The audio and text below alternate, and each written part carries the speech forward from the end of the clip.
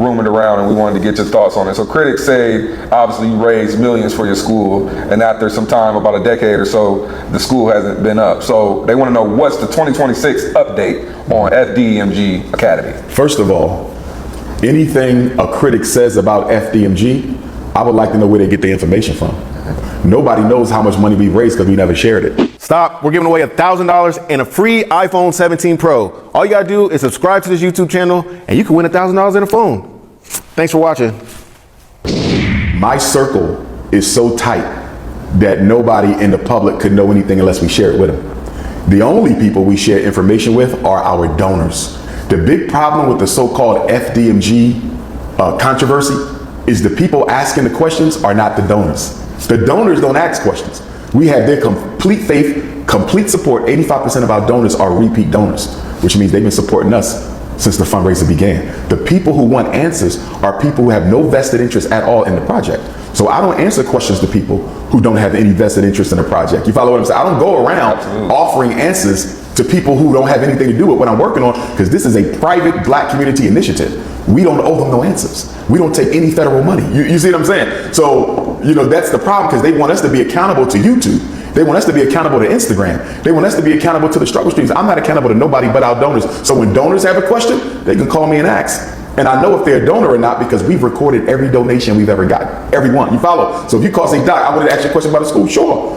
What's your name? When was your last donation? How did you make that donation? Let me confirm you. And you can ask all the questions you want. But if you're just a struggle streamer, you're just looking for content so you can just run with some negativity, I'm not giving you no answers. With that being said, let me clarify a couple things about FDMG. The fundraiser began on April the 12th of 2014 in St. Louis. Originally, we wanted to purchase the HBCU St. Paul's College in Lawrenceville, Southern Virginia.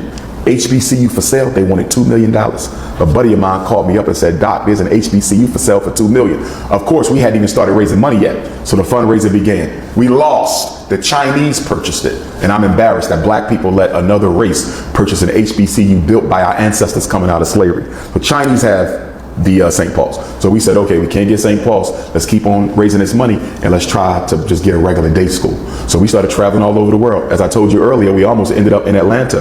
The big issue with the early school search is once these property owners found out who I was, and let me be clear, most of the properties that we were interested in during our school search from 2014 to 2019 was Roman Catholic schools because they take good care of their property. I thought we were going to end up in Detroit also. Detroit had about 5 Catholic schools that we had enough money to buy.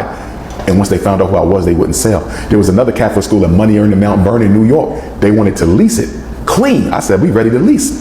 They called the Vatican in Rome. He told me this. He said, half the Catholic schools in America are managed directly from Rome. I did not know that. So he had to call the Vatican and ask them if it was okay to lease the school to Dr. Umar. They said no. So a big part of the delay was we couldn't get nobody who would sell us the property that we wanted, right? So we ended up in Wilmington, Delaware. We bought the school in 2019, only 5 years. All Black money, no white financiers, no white bank. Purchasing a school in 5 years from the people's money from the community, I see no problem with that. So we get to school in February 7th of 2019, and we've been renovating it since. February 7th of 2026 will be 7 years. This past Saturday, we completed all the renovations on the school. Why were we delayed so much? And I'm not even going to call it delay, because I believe in divine timing. If it didn't happen yet, it wasn't supposed to. You feel me? That's my position. But if we want to look at this practically, the reason it took us 7 years to do the renovations is because the Black contractors, I'm going to say it, the Black contractors who we depended on to help us cross this finish line sooner, they scammed us, they robbed us, they never completed their work. I haven't had a single Black contractor. Quote me on this. In 7 years, I haven't had a Black plumber, Black electrician, Black roofer, Black HVAC, Black painter, Black floor person. Not one Black contractor who we paid to do the work ever finished what they got paid to do. Not one. So can't nobody say shit to me about how long it took us to get this job done. It took us long because of ninjas in the community who don't have integrity and work ethic. Now, do you believe you need any more help? Well, as I said, we finished. The renovations are done. We got to dot a couple I's and cross a couple T's, and then we have to go for inspection with the city of Wilmington, Delaware. We don't know what's going to happen with that because they never thought we would finish. Now that we're done, we now got to fight them. Because remember, they tried to sell the school behind our backs this past summer. We had a vacant property registration fee bill that we should not have even owed because as a nonprofit, you're supposed to get a 4-year waiver. They didn't give it to us, right? I called them up to see if we can come to some type of an agreement. If you're not going to give it to us, say that and let us pay. The woman in the office told me she would call me back on 3 different occasions. Never called me back. I emailed her on 3 or 4 other occasions. Never responded to my email. All of a sudden, I get a phone call. Dr. Umar, the struggle streamer, is on YouTube talking about your school is about to be auctioned in 21 days. I said, this can't be true. I just checked the mail. We ain't got no mail saying they trying to sell our school. All our bills is paid up except that vacant property registration fee. So I called one of my supporters in Wilmington. I said, can you go past the school and see if there's another set of paperwork on the other door? Because remember, we own both schools, by the way, not 1, 2. We own 4 buildings. We own the block. Name somebody else in the black conscious community who bought a whole block. Nobody. I'm the only one. So anyway, the struggle streamer stole 1 set of paperwork. My supporter got the other set of paperwork.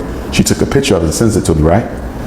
Guess what? If they would have took both sets of paperwork, if the haters would have took both sets of paperwork, I would have never knew that our property was going up for sale because the city of Wilmington did not communicate that to us. They would have sold that school behind our backs and we would have never even known. So when I tell you getting ready for this inspection, we might have to get ready for war. We might have to get ready for war.